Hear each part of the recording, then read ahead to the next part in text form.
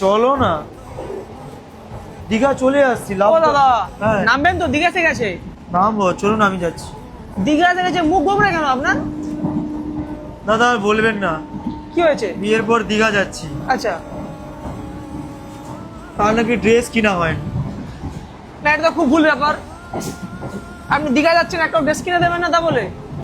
দাদা হ্যাঁ।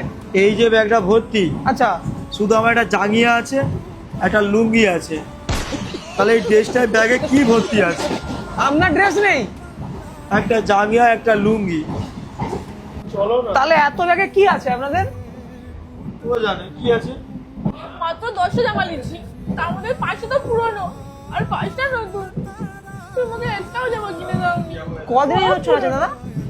দাদা একদিনের জন্য দীঘা যাচ্ছি, একদিনের জন্য 10টা জামা? আমার শুধু একটা জাঙ্গিয়া, একটা লুঙ্গি আছে। বলছি দাদা, বলো। পরের মাসে বিয়ে করবো ভাবছি। তুমি হ্যাঁ। ভুলেও করো না গো, ভালো অ্যাডভাইস দেয়নি, ভুলেও করো না। ধন্যবাদ।